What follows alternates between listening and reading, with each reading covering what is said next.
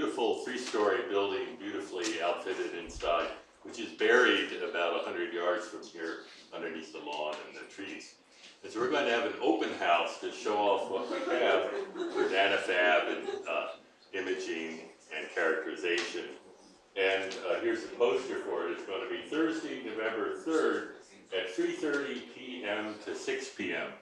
And there will be high quality food and drinks and everything of that sort, probably on the lawn outside. No, actually on the ground floor. Inside. Okay. I was telling Bill, Bill Wilson is the boss there. I was telling him we need a big arrow which is pointed straight down that says CNS on the grass above us. But we were forbidden by the deans from doing this. I think if there was something like the Sonic barbecue, we would be in good shape. But if you just maybe sprinkle some bleach on the grass in the right shape. It's pretty good. Yeah. Until he's from New York. Yeah. Okay, so today we have Jim Hone from Columbia University. Jim got his PhD, as I did, only with a different advisor at Berkeley with Alex Zettel.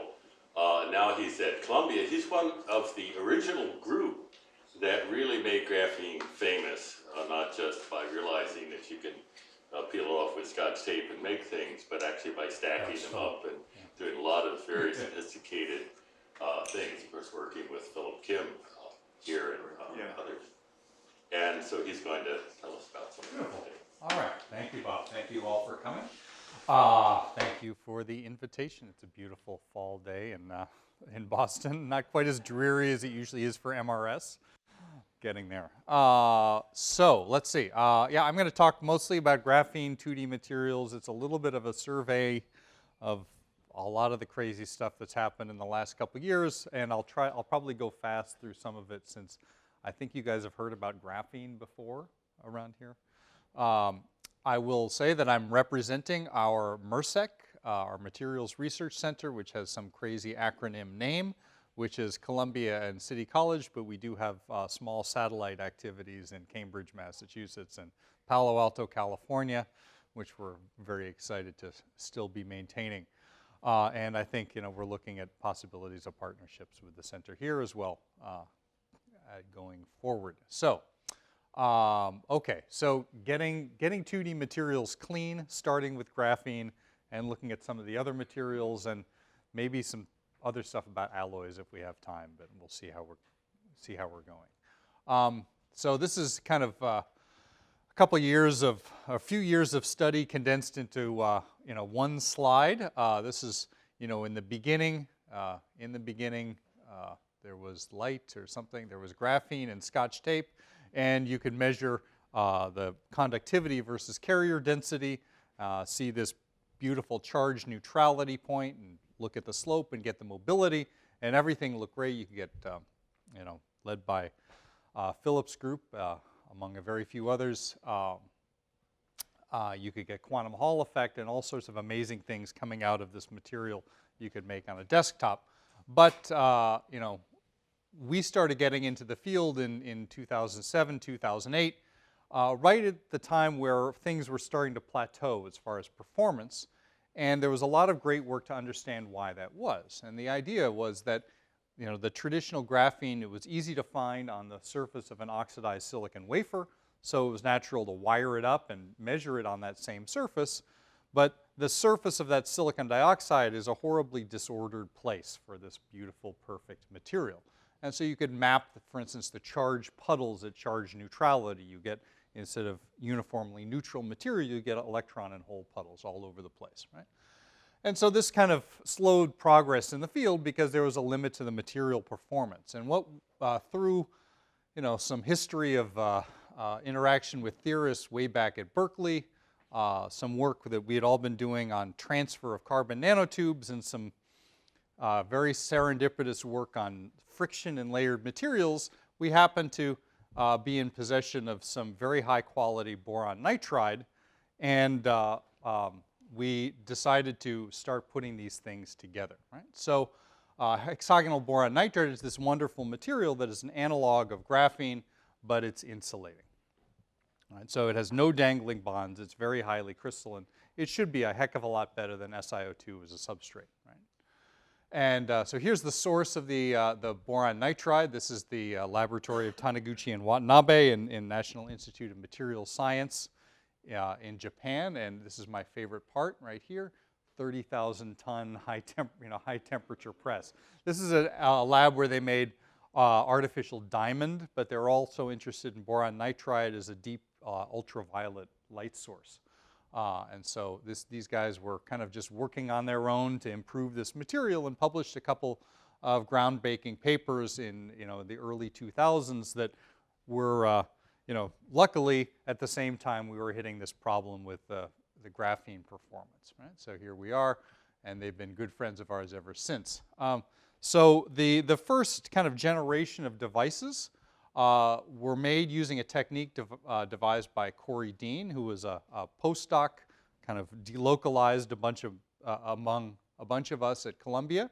And we called this the polymer transfer technique. So here you would take a piece of, say, graphene you would exfoliate graphene onto a polymer. You would then peel that polymer up off the substrate, flip it upside down, and with a manipulator, like many of the systems you'll see here at Harvard, you could then align the transfer of that flake onto a boron nitride flake that you'd exfoliated separately. And so this is one of the very early devices. I think it might have been the first one.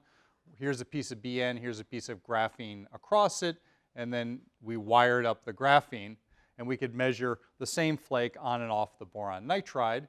And immediately we saw, I've really abbreviated this, but even in this first generation, we saw a huge improvement in performance by multiple measures, and that was in this first original paper. There was a lot of fun that we all had with that. That went on for a couple of years, but again, we started hitting a performance limit once more. And so the field needed really another step in quality, and that was to develop a new technique for assembling these stacks of materials, which now we all call van der Waals heterostructures. Right? And this van der Waals assembly was developed by, again, my student who delocalized himself across multiple labs, Lei Wang, he's a postdoc at Cornell right now. And the basic idea was to, rather than using polymer to lift every individual flake, we use polymer only to lift the top flake, and then use that to pick up all the subsequent ones. So we call this the pickup technique. We're making the stack from the top down. Right? So the idea is here we take a piece of BN, we press that onto a piece of graphene, heat it up, take our time, get rid of all the bubbles, and if we peel it up gently, we can then peel up the graphene onto the top piece of boron nitride. Then we can put that down onto another piece of BN. And this can be repeated many, many times for more complex structures as well. So now we have, in this case, BN, graphene, BN. We can now make a very nice stack with no bubbles, no contamination in the interface. We can see by AFM here, everything seems to be very clean. In fact, you often see these little bubbles at the edge of the graphene. We think that's actually because there are light hydrocarbons that are very mobile. As we make the stack, they actually get pushed out to the edge and then trapped at the edge of the graphene, kind of like coffee stains, right? Same kind of pinning of contamination, right? So here's a beautiful cross-sectional STEM image of one of these stacks. Here are atomic planes of BN on top and bottom, and this beautiful atomic plane of graphene in the middle, right? So really, I think it's fair to say that this is a MBE quality type structure, but it's made with Scotch tape on the desktop. Pretty amazing stuff. So now with this technique, you needed one more development, which was kind of a nice accident at first. You needed a way to make contacts to this embedded, this buried high performance, very clean material. And what we realized is that if you just etched this stack, that the graphene was so well protected by the boron nitride that it was not etched back, it would stay exposed. And now you could just evaporate metal, and the metal would make contact to those dangling bonds at the edge of the graphene. So we call this a 1D edge contact. So here's the cartoon, but actually again in a cross-sectional image, this is an eels map. Here's our carbon map. It goes all the way to the edge. Here's our metal. It stays at the edge, and it seems to be, at least at this resolution, this beautiful 1D contact, just like in the cartoon. And again, you can measure the resistance versus channel length, do a TLM type measurement to extract the contact resistance, this intercept here. And the contact resistance is quite good, on the order of a couple hundred ohm microns, even down to between 1 and 200 ohm microns on the end side. So we get a very good contact to an ultra-clean encapsulated material. This should be really nice. I mean, this is, if you kind of take a step back, you think, if you're trying to look at nanomaterials, you want to handle them, treat them the way the electronics industry treats high-performance electronic materials. They do not put their high-performance electronic materials on the surface of wafers, right? They're buried at the bottom layer, and then everything gets built up on top. So you want to encapsulate your good stuff, right? So again, this is from now 3 years ago, just the characterization of these devices. If we take one of these stacks that's pretty large, we can measure resistivity versus gate voltage. We see this very, very narrow peak, which tells us we have a very low disorder, and we see low resistivity away from charge neutrality, which says we have high electronic mobility. In fact, this resistivity gets below 40 ohms per square for a single atomic layer. This is actually kind of on a little bit of a cheating comparison. On a volume basis, this is more conductive than silver or copper at room temperature. So another world record for graphene.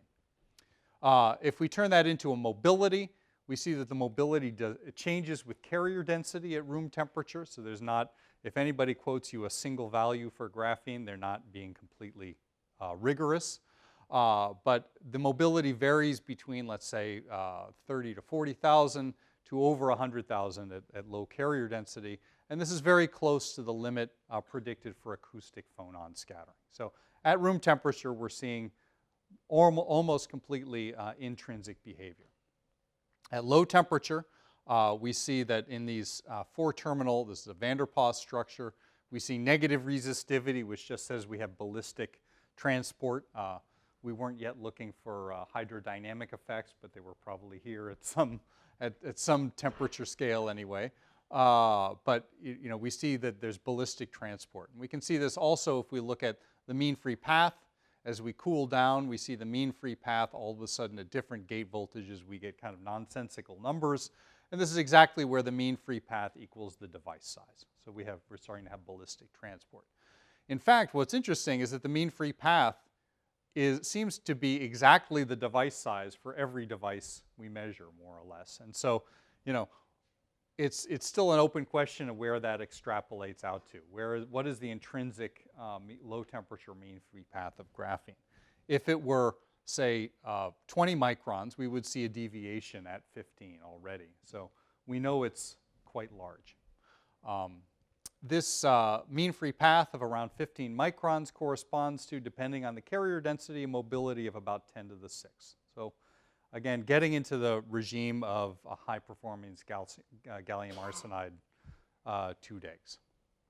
So now we have this wonderful material. We've solved a lot of the problems except for getting very large wafer scale boron nitride. That's still out there if anybody has any good ideas.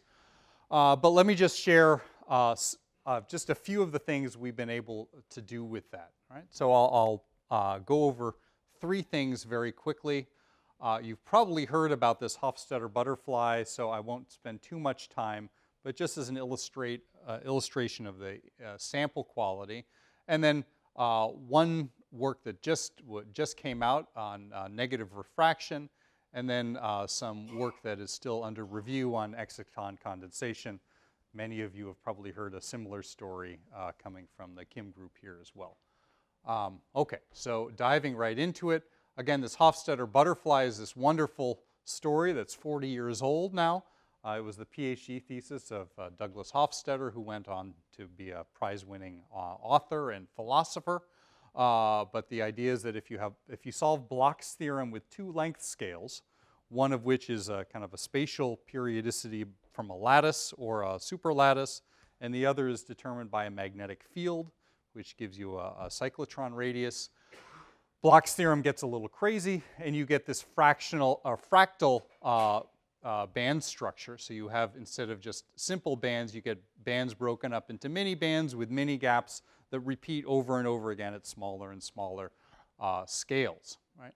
Hofstadter's advisor, Vannier, who kept himself off the original paper, reinterpreted this to show that these gaps, if you plot in terms of magnetic field and carrier density, actually these gaps line up onto straight lines, which is a much easier way to think about things. And these straight lines are given by just two integers, T and S. T is kind of the usual quantum Hall filling fraction, and this is an extra quantum number, or extra integer.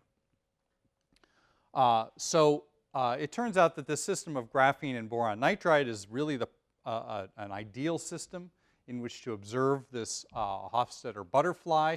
It gets you kind of right to the sweet spot of the unit cell size, where you get a large characteristic magnetic field, but kind of the largest one that you can attain in a lab by going down to Florida to the high magnetic field lab. So if you have a smaller length scale, you need too high a magnetic field. If you have a larger length scale, then your energy scale goes down, and it's very easy to be blurred out by disorder. So that's where you want to be. We get this length scale from what's called the Moiré pattern of graphene on boron nitride due to the different lattice constants. So if we're well aligned, we get about a 15 nanometer superlattice imposed on the graphene.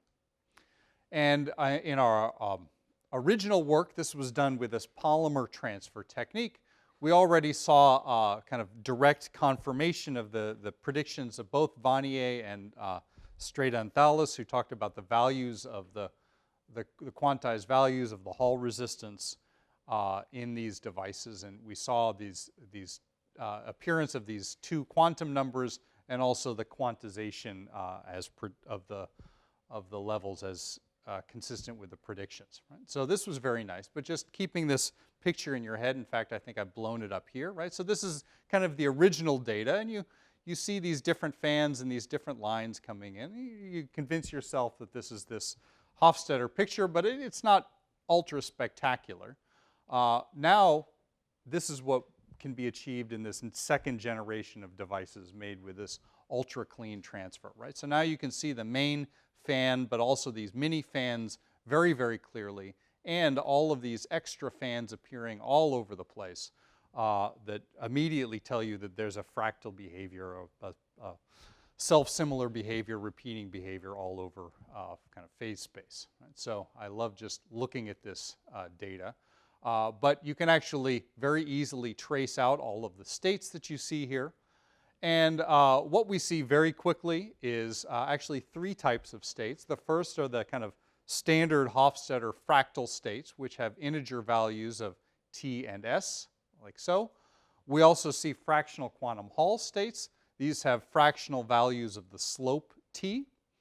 But then there are new states which actually have fractional values of this offset S. So these come in at integer or fractional values between 0 and 1. And these are not predicted by either of these pictures. And as far as I know, it's still a little bit of an open question what is giving rise to those states. So that's the quick summary of that work. Moving along. We can also start looking at issues of, or what happens at junctions in high-quality graphene. And this actually lets us look at a very, very fundamental property of electrons, namely the refraction of an electron or a ballistic electron at an interface. Right? And so, for an electron, just like for light, if you hit a boundary, you expect refraction. You expect Snell's law. And the analog for the refractive index is just the Fermi wave vector, just K Fermi. And so if you have K Fermi that is the same sign, in other words, you have both either electron, electron, or hole, hole, then you have normal Snell's law. You have, N1 sine theta 1 is N2 sine theta 2, except substituting, again, Fermi wave vector. On the other hand, if you go from electron to hole or hole to electron, you expect negative Snell's law. You have a negative sign in there, and you expect negative refraction. Right? So this is, a very hot topic in optics. Is you work very hard to create optical metamaterials with negative refractive index, but it's actually kind of trivial in electronic materials just by looking at electrons and holes. In a conventional semiconductor, you'll always have a depletion region in between these two, and so it's hard to get coherent transport from one side to the other. But in graphene with no band gap, it's actually relatively easy. In fact, this phenomenon of negative refraction is behind the predictions of something called Veseligo lensing, where if you have a straight boundary between electron and hole regions, you expect perfect focusing from this flat lens. And again, there's optical analogs to this very thing. But this Veseligo lensing has been very, very difficult to see. The first paper claiming even a small shred of experimental evidence just came out, I think, this year. And I think it's real evidence, but it's in a derivative of the conductance rather than, kind of a robust signal. So there's something really funny going on. Why don't we see this Veseligo lensing strongly even in this ultra-clean graphene? We tried, didn't see it. So what we've been doing is taking a step back and just trying to understand, forget trying to build a whole device and focus. What happens at this junction? Can we understand the refraction itself? And to do that, we turned to a technique called magnetic focusing. This was first demonstrated in graphene by Pablo Herrero's group a couple years ago. And the basic idea is once you have ballistic transport, it's very easy to focus electrons from one electrode to another in a magnetic field. You kind of confine electrons to these circular arcs, and you can get a periodic focusing depending on the cyclotron radius and the distance between the electrodes and the magnetic field. So in these large devices that are very clean, we can see these magnetic focusing peaks very cleanly and at very low fields because we make very large cyclotron orbitals. So we could use this same phenomenon to very controllably study this electron diffraction at the interface. And so the idea, by the way, this basic approach was devised by Corey Dean as well as my student Lei Wang, and then carried out mostly by Xiaowen Chen in Corey's group. The idea is to make an encapsulated graphene device with a split gate. In this case, we cheat. We use a piece of graphite on one side and just the silicon back gate on the other side. And so we can effectively get two different carrier densities on either side of the split gate. We inject electrons from this electrode in a magnetic field, and they bend around and impinge upon the interface at a well-defined angle. And then we can look at all of the different cases, and if there's no change in carrier density, we just get, again, a circular arc. If there's a change in carrier density at the same sign, we just get normal Snell's law refraction and bending in the same direction. So we get bending and focusing to the same electrode, it's just a slightly different magnetic field. On the other hand, if we have a PN junction, we have two things happen. First, we have this negative refraction at the boundary, but then we bend toward in the other direction because now we're a hole or we're the opposite sign, and so we bend toward this electrode here. Right? So we expect a different shape of the focusing trajectory in carrier density and magnetic field, and we expect a different sign because we're going to focus onto a different electrode. Right? So that's what we're going to measure. We're going to measure the voltage drop between these two as a function of magnetic field and carrier density over here. And effectively, that is going to let us sweep out different angles and measure Snell's law. All right, so here's the basic data. For the PP prime junctions, here are our focusing peaks, these red lines like so. So these are the first focusing peak is the most interesting. That's where we just have a single arc between the two electrodes. The higher order ones get much more complicated because now we have multiple, multiple hemispheres, so we are semicircles, so we don't want to mess with those. So just looking at that. Now on the PN side, again, the first thing you notice is that we've reversed color. So that's our change in sign. So we're focusing to the other electrode, and we have a different shape. And that different shape is due to the negative refraction. Right?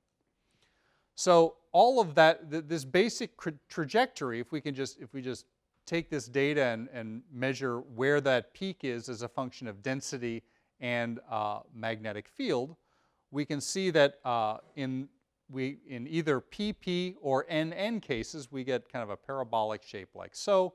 But in PN or NP, we get something that's very different. We get a very different shape.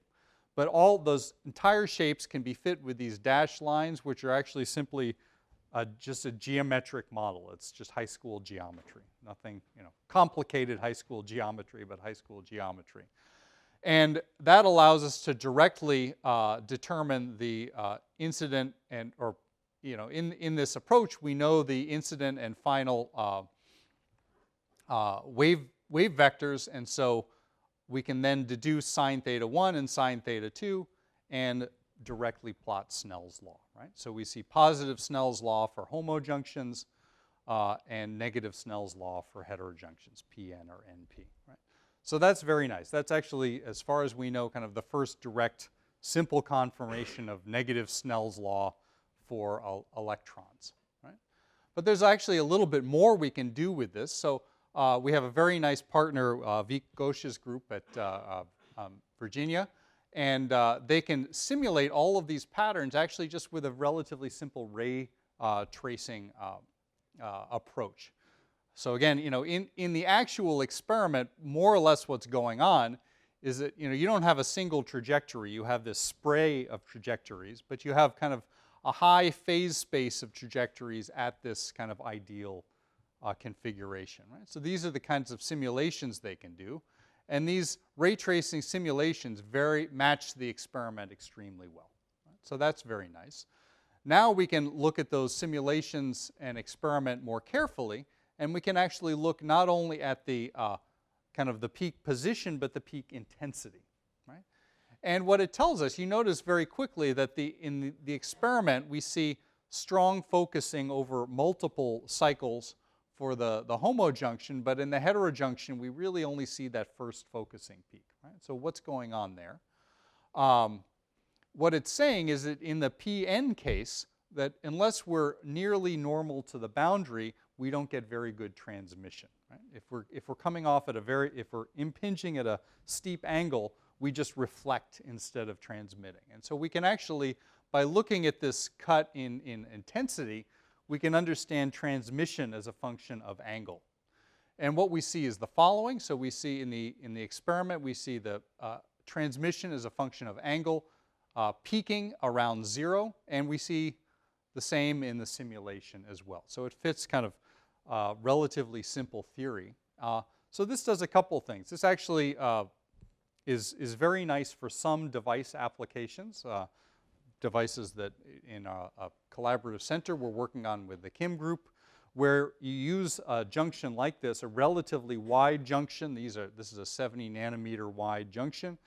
This can be used then to collimate electrons, because it will only pass electrons that come in very close to normal incidence and will reject or reflect electrons off normal incidence. It also tells you that why we haven't seen robust Veseligo lensing before is because we're really only emitting electrons at normal incidence. So you're not able to capture those electrons coming in at high angle and then focus them back. It turns out what needs to be done is to observe this Veseligo lensing is to have the width of the junction be very, very narrow. So, less than, say, 5 nanometers. And that's something that we're working on, but is certainly a pretty serious engineering challenge. So in the simulations, it's a totally perfect sample, and the reason why it doesn't work is just because doing ray tracing over a finite width is what kills it. That in this cartoon we're talking about, yeah. I mean, you have to make some assumptions as to what's going on at the boundaries. So, if you let it reflect long enough, it'll always go through. But if you let it absorb at the boundaries or kind of scatter at the boundaries, then. Yes, right. So that's also kind of the next level of theory that we need is, what happens if the boundary is not only, even if it's narrow, what if it's a little bit rough, right? So we don't know that yet. This boundary or junction is essentially created from a change in height due to a different gate? Yeah. So it's electrostatic, right? So we put, we put a voltage on the back gate in our device. Right? We apply a global gate, but then locally we have a graphite gate here, and that gives us a different field above the graphite gate. You're electrostatically producing a p-type character? Yeah, yeah. So you put, so let's say you make this, you make this positive, you make this negative. That's simple. Yeah, that's all. You just play with the two. You just fix one and adjust everything else. And again, this is limited really by the thickness of the SiO2. 300 nanometers kind of sets that 70 nanometer gate width, right? It's just kind of an electrostatics problem, Poisson's equation. And we can certainly do better than that, but getting down to 5 nanometers is extremely challenging. Another question: how narrow can you make the contact and have it still work? Like these contacts here, those can be extremely narrow. I mean, I don't think there's a real, because the spray of electrons, if you look in this ray tracing, right, the spray of electrons is rather wide, right? So I don't know if there's an optimum range there, but I don't think, the electrons inject in such a way that it doesn't really matter to have a ultra narrow contact. All right. Maybe I'll try to talk about this. Maybe I'll.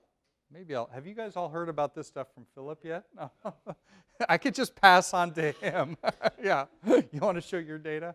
It's almost the same, I think. Yeah. Let me not talk about this too long because I want to get to 2D semiconductors, which we're having a lot of fun with. But just to say that you can start using these heterostructures to study much more complicated phenomena.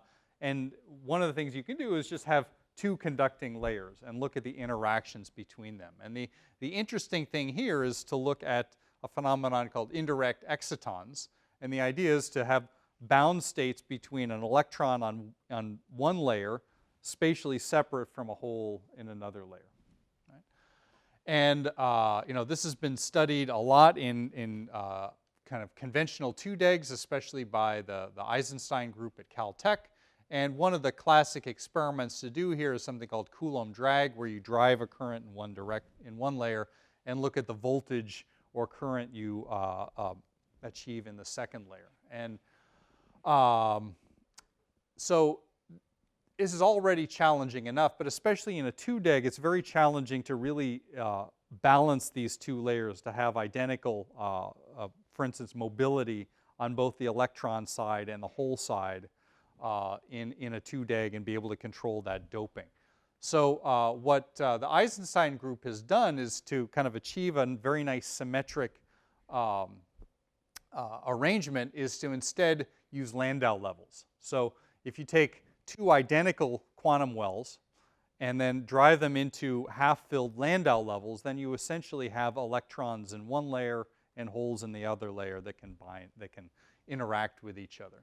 And the kind of one of the classic experiments, if you just look at the,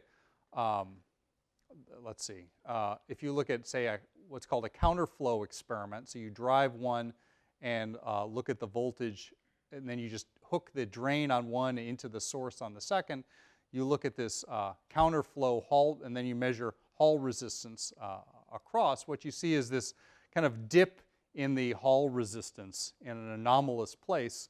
And what that's showing is that basically the two layers are acting like a single filled Landau level instead of two half-filled Landau levels. Philip, just feel free to chime in if I mess up anything too badly. All right. So anyway, graphene is a very interesting place to look for this because we can now change the separation between these layers with very high precision using boron nitride down to much closer separation than you can get in normal 2-degs. And you can also tune the carrier density very easily with electrostatic gates. It's much more challenging in gallium arsenide systems. And there are these kind of very notorious predictions for exciton condensation in graphene double layers, anywhere from 300 Kelvin to 1 millikelvin. So somewhere in that temperature range. That's always a fun range to explore as an experimentalist, right? And so we and many others have been looking. Again, this is work led by Corey Dean and my group as well. We've been looking at Coulomb drag in graphene heterostructures. We can make these heterostructures and independently contact both layers and independently gate both layers. And we saw some anomalous kind of interesting things, but we didn't see any sign of this condensation. So we started looking at bilayer graphene, motivated by predictions of increased interaction in bilayer graphene versus monolayer graphene. And so these are some of the devices that we've been making. Here's an actual kind of colored optical image of one of these devices. It's horribly complicated. It uses bilayer, two separate layers of bilayer graphene with graphite as the contacting material. And in fact, I think in the latest round, we're actually using graphite as the top and bottom gates as well to get it really clean. And now you have all these different leads on all the different layers, and you can measure all kinds of things. So this needs a real super wizard to try to make these kinds of structures. Jia Li is the postdoc who's been leading this and has a magic touch with these large ultra-clean devices. So we can make these with very narrow spacing, down to about, I think, 1.5 nanometers between the bilayer graphene without getting breakdown in that middle BN. Right? So what we see when we apply this in a magnetic field is we start to see strong, so we're looking at the drag resistance, and we start to see drag resistance as a function of filling fractions in kind of this checkerboard pattern. And what this does is it gives us some sense of the selection rules for where we get strong interactions between the layers. What we're, interpreting this checkerboard pattern depends on knowing what are the different states in bilayer graphene as you fill Landau levels. And this is still not, I think, fully resolved, but kind of the best understanding we have, it seems that strong drag is only observed is really determined by the orbital degree of freedom rather than the valley or spin degree of freedom. So here's some data on Hall drag, and what we're starting to see is very strong drag. We're varying the filling fraction in the bottom and the top layers, and we're starting to see these regions right at total filling fraction equals 1, where we have very, very strong drag signals. Right? And so this is kind of our smoking gun signature here. If we look at the Hall drag, we see in the kind of the parallel flow configuration, we see the top layer Hall drag dip and the bottom layer Hall drag peak at total filling equals 1. So again, these are starting to act like a single layer with filling fraction equal to 1 rather than 2 half-filled layers.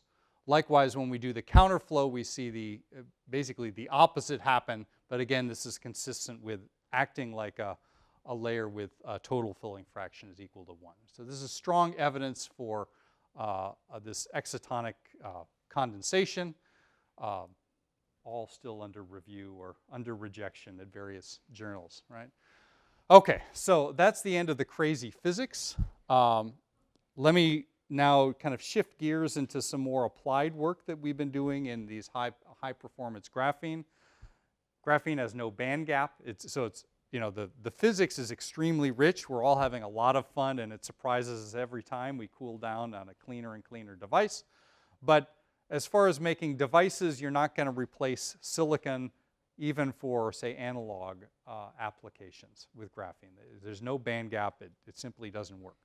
On the other hand, for optoelectronics and similar applications, we have ultra-high mobility at room temperature, as well as a lot of very interesting optical properties. So for optoelectronics, I think there's a lot of potential real applications. So let me just talk about kind of 3 of them. First, some of our basic work with a group at ICFO in Barcelona on plasmonics, demonstration of optical detectors and modulators, and work on using graphene for light emission. So I'll try to be quick. So in plasmonics, we're looking at the collective modes of the electron plasma, and this can be seen a number of ways. So this is kind of a tip-enhanced or a kind of a near-field technique for launching plasmons into a system from far-field light, and then collecting them after they reflect off a boundary.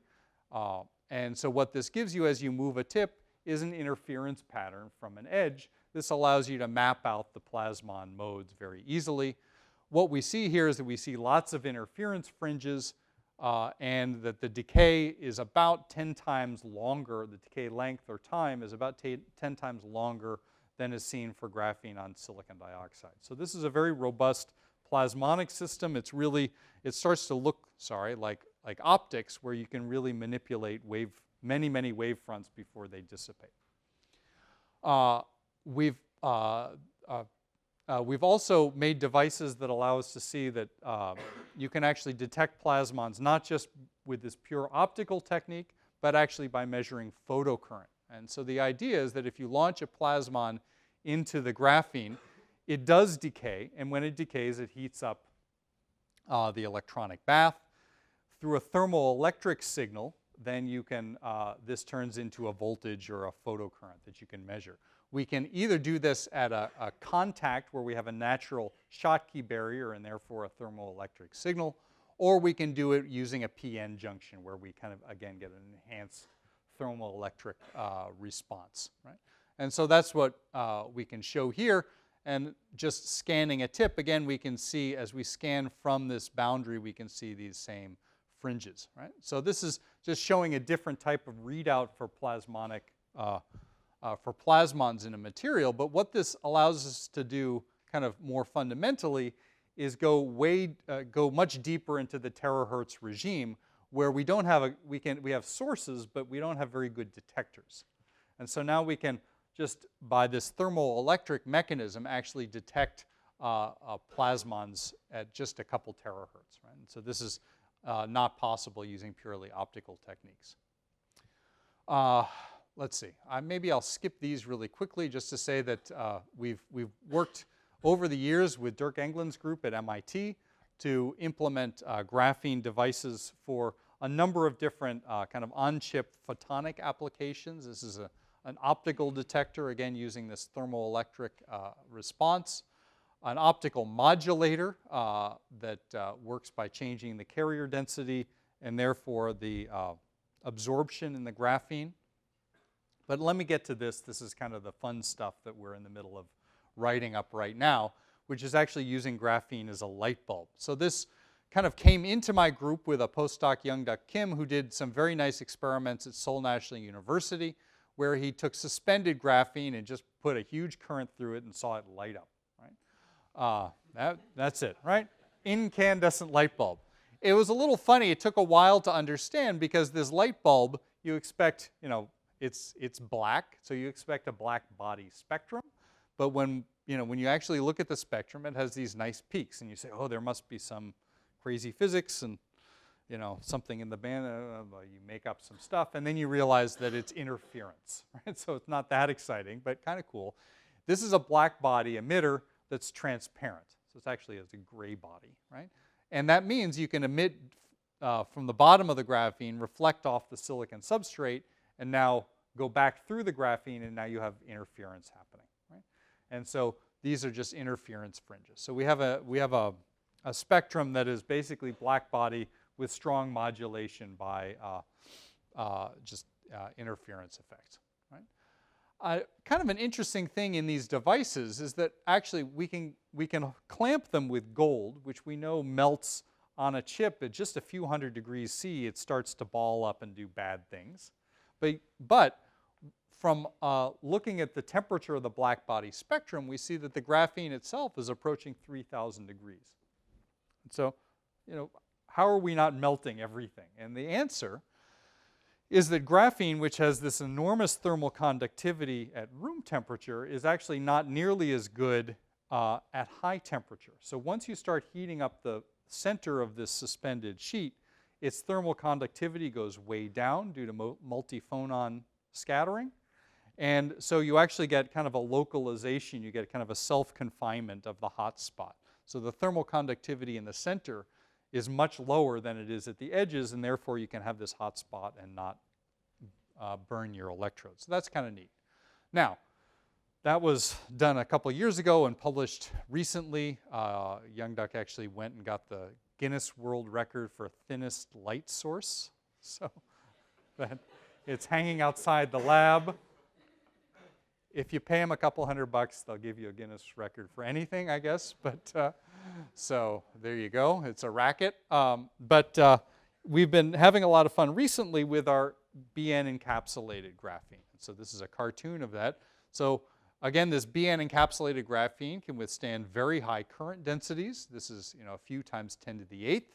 And when you apply this very high current, you see this glow as well, right? This is a little bit more spread out because it has a substrate underneath and because of the boron nitride, so the heat spreads a little bit better, but it still doesn't burn the contacts. And the other interesting thing is that it actually works in air. Right? So 20 nanometers of boron nitride will protect a single atomic layer of carbon at 2,000 to 2,500 degrees on a probe station for about 10 minutes. Then some oxygen gets in somewhere and, all right, but 10 minutes is not bad. If you put it in a vacuum, it's just a, you know, not super high vacuum, we estimate it's stable for about 10 years. So this is, again, it's an incandescent light bulb, not very efficient, but it can be placed on chip and it's very stable in a reasonable vacuum. You mean the reason why it emits light is it gets hot? It's hot. It's an incandescent light bulb. Thomas Edison, et cetera, right? You know, the rule in 2D materials is if it's old enough, you can publish it again and claim that it's new. So you just find an old paper. We dug this one up by this Edison guy, and we, you know, anyway. So, yeah. We're only half kidding on that, right? But, so, you know, why is this interesting? Incandescent light bulbs have been around for a while, right? So one of the interesting things is actually in this material, again, you get a black body spectrum, but you can modulate it with interference. And one of the things you can do is, I don't think I have the, no, I don't have the data here, but you can actually start putting this inside like Bragg stacks and cavities and couple it into photonic crystal cavities. So this is such a small device that it can interact with photonic structures in a way that a macroscopic a light bulb cannot. What else is interesting? Also, we're seeing the same thing here. If we measure the temperature of the electrons and the temperature of the lattice, so this is done optically, this is done with Raman, we see that they're a little bit different. So we're driving it so hard that the electrons are a little bit out of the equilibrium with the phonons. And that means that these very hot electrons have a little bit, they have a lower heat capacity than they would, than the bulk material does. Because you can cool them down very quickly to the phonon temperature with a much lower heat capacity. What else does this mean? Low heat capacity means very high speed. Right? So now you can heat and cool these electrons very, very quickly, and so that we're doing that here. Here's our cartoon. This is actually, we're pumping this with just a RF signal, and we're seeing the optical intensity coming out. This is oscillating in under a nanosecond. Right? So this is an incandescent light bulb we can turn on and off very fast. In fact, this is, again, work with Dirk England's group at MIT. We're seeing that we can get a pulse, an optical pulse width of about 100 picoseconds or so. So we have a 10 gigahertz incandescent light bulb. right? So maybe this could be, it's still very low efficiency, but potentially this could be used for communication. I'm trying to think of other things you could do with it, like very rapid thermal processing of, you know, microscopic samples and things like that. If anybody has any ideas, let me know. All right, maybe 5-10 more minutes on 2D semiconductors. We good? Yeah? All right. So in our MERSEC center, we're focused on going beyond graphene and making heterostructures of many, many other materials. And there's a ton of excellent work going on here on the same thing. And we started this by just taking molybdenum sulfide, which was just kind of the next material that people were interested in, and encapsulating it the same way as we did for graphene. And we had a little bit of a hybrid technique where we used graphene or few layer graphene for the contacts. And this worked very well. You can make very clean heterostructures, the same kind of very clean stacks. And we saw, in fact, that we got much higher mobility in these devices than you did if you had the moly sulfide, the semiconducting moly sulfide on a silicon dioxide substrate. So mobility is ranging from 1 to 10,000 to even 30,000 in our best sample, with going from 1 layer to about 6 layers thick. So this is very, very nice. And we've been working on kind of pushing this for the past 2 years, and we've been hitting our heads against the wall due to, as I would say, 2 different reasons. One is electrical contacts, which I'll maybe talk about next time I'm here. We're going to have some great work happening over the next couple months to solve that issue. Right, Luis? Yeah. And then, but the other thing is sample quality. So maybe I'll take the last couple minutes to talk about what's going on with sample quality in the 2D semiconductors. So, in graphene, we had this wonderful thing that if you exfoliate graphene, it's perfect. If you go up by CVD, if it's a large grain, it's perfect too. It's just a perfect material. 2D semiconductors, not so much, right? So we started trying to make optical heterostructures. Lots of very interesting phenomena reported. You can have excitons split between different layers, all sorts of things. We started looking for these things, and we were unable to reproduce a lot of what was in the literature. They said, all right, let's just one material at a time, right? So we said, let's just take one of these 2D semiconductors and cool it down and see what we see. Do we have a clean photoluminescence spectrum? Do we see a lot of trap states? And here's what we saw. So this is, I think this is tungsten selenide. It's a little bit of a funny material because its exciton is dark at low temperature. But we would encapsulate this inside boron nitride. So we think it's got to be really clean. Measure photoluminescence. And here are these where the excitons are supposed to be. And here are these giant trap peaks just lighting up, right? And it would change with different crystal sources. I blacked them out to protect the innocent. But even within the same crystal source, we'd exfoliate a few times and make different stacks and see very, very different spectra. Different positions on one flake, you see different spectra. And these are just 2 different samples showing the same thing. So we don't know what's going on, right? So take yet another step back, and we said, all right, let's just find a material that we can at least try to eliminate all the extrinsic problems as best we can. So that's what we've been doing for the last, say, 9 months or so. We've started with a simple system is moly selenide, which has bright excitons at low temperature. We've gotten it from a commercial source, HQ graphene.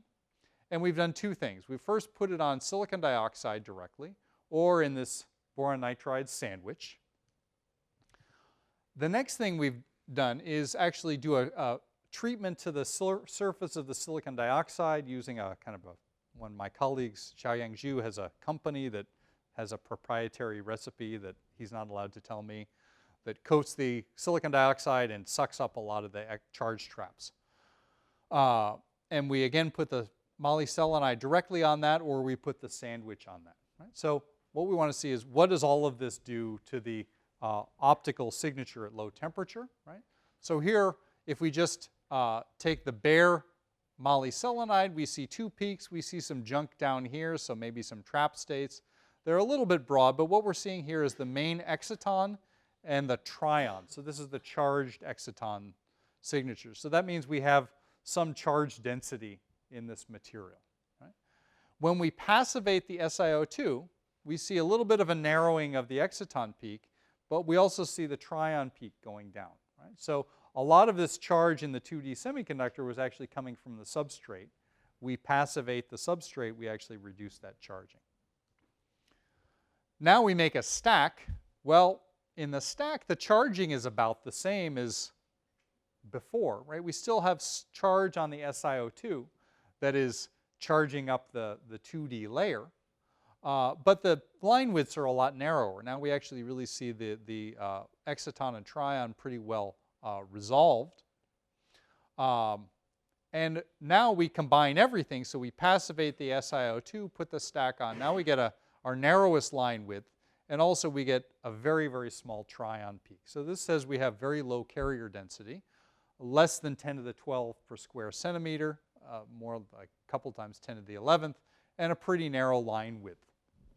So now that we have a narrow line width, we've tried to do some kind of statistics on this to understand variability. This is just intensity maps showing that we get a much narrower intensity distribution on these passivated devices. We also, again, can look at spectra at different locations on a single flake. And so this is kind of the unpassivated, the sample directly on SiO2.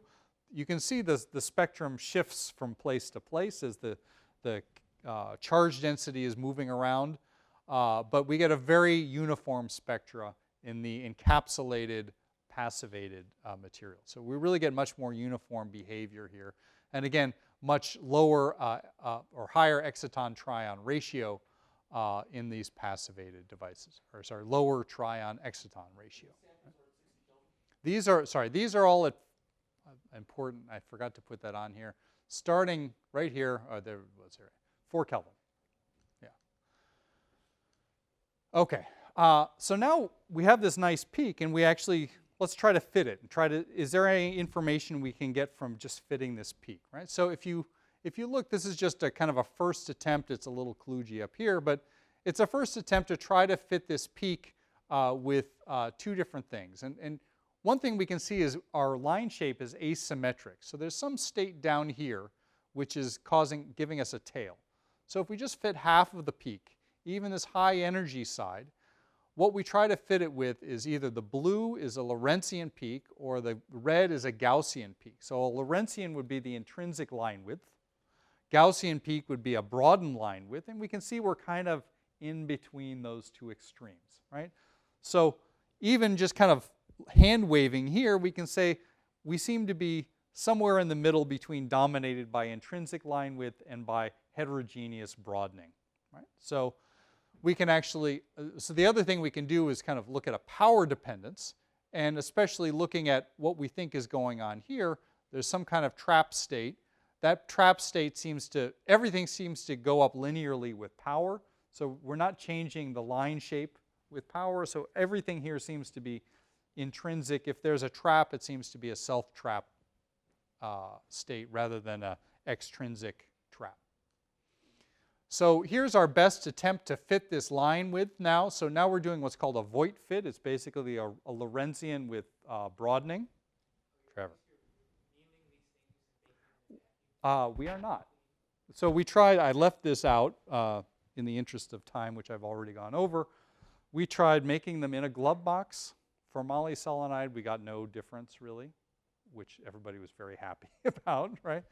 And we tried baking, and we didn't see a noticeable improvement with baking either. So these are all done we make sure the BN is as clean as we can get, just encapsulated in air. That's it. Where are we exciting? I should know this, and I don't. I can look it up. But, well above the gap. Well above it's no resonant excitation. It's well above the exciton state. So what we do when we fit, we have this low energy state which we can fit to a Gaussian, and then the main peak we fit to what's called a Voigt fit, which is a kind of a broadened Lorentzian, and we can try to understand the line width that we get out. So Our full width half max is about 2.5 MeV. Of that, we think about 1 MeV is the intrinsic line width, and then it's broadened by the Gaussian broadening of about 1.8 MeV. So we're getting very close to the intrinsic line width, which is nice in a way we understand. Right? We can also do dephasing measurements, which I forgot to finish this sentence, but they provide a confirmation, an additional way to measure line width, and we're getting dephasing times which match very well with the line widths that we're seeing. And then finally, just 2 slides, is where do we go from here? Right? And this is some very basic, but to me kind of fundamental and interesting studies, right? Is that the 2D materials characterization has been really poor. There's, here and there you see somebody look at this stuff in TEM or STM, but it's very rarely paired with other types of characterization. And certainly when you publish anything on moly sulfide, you don't have to report your defect density. You just say, I used this flake and it did this. So as an example, here's this commercial MOSE2 that we did this nice study on. We got this very narrow line width by being very careful, but in a 10 nanometer, or this is about a 20 by 20 scan in STM, all of these bright features are point defects. They're either metal or chalcogen vacancies. We've started growing some of the same material at home using a slightly different recipe, and we get about a 10 times lower defect density, right? So, this is the stuff that's giving us near intrinsic line width, but it's pretty horrible. And, we in the field are all struggling with low mobility at low temperature, and I think, that's the problem, right? So we're trying to move to this or something even cleaner. What we can see, this is just data from last week, is that now we look at the photoluminescence. This is just, we haven't gone to low temperature yet. We're waiting for the system, but this is at 77. What we see is basically the same line width, but a much better quantum yield, a much higher, much brighter sample, right? So, the simple model is that the line width is determined by this kind of, mostly by external factors, by the broadening from the environment, the kind of electrostatic broadening from the environment, but the quantum yield is determined by our defect density. And that's what we got to get down to get good transport and many, many other effects. So that's what we're working on right now. So I think I was going to talk about a whole bunch of other things. If anybody wants to know about telluride alloys, please ask me on the way to the airport. I knew I wouldn't be able to talk about it, but I'd throw it in here anyway. This is under rejection also, so... and just, again, some thank you to all the contributors and collaborators, especially the MAGIC boron nitride and our funding from the MERSEC. The focusing work was supported by the Index Center, and a lot of this was funded by ONR. Thank you all for your attention.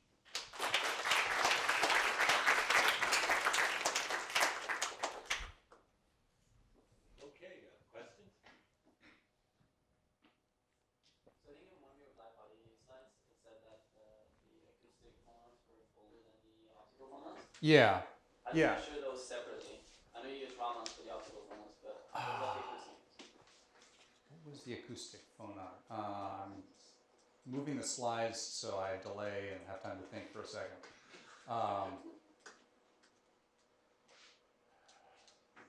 Where was it? It was here, Yeah, there. right? So it says acoustic phonons are cooler. Right. Optical phonons are easy. You look at them in Raman. How are they getting the... Yeah, so somehow it comes from the G-peak, and I just don't remember the details of how that's done. It may be I don't remember how that's done. What are you saying? Meet up both from... What's that? Yeah, they're both from Raman. Okay. Yeah. Is there a question? I was wondering, what do you think the merit would be of trying to use time-resolved photoluminescence and getting the lifetime to try and assess the quality between CVD or commercial versus homegrown? That's one of the big targets these days, is trying to do time resolved. The problem is now that the lifetimes have been so short, it's been very hard femtosecond Yeah, laser. exactly, is- right, yeah. So, you know, we're hoping that in this higher quality material, then lifetimes will be long enough to actually see. So you will pursue it? That's the idea, but, you know, it's a big world, right? Lots of people have lasers. Other questions? Okay, if not, let's thank Jim again. So next week we'll have Gleb Finkelstein from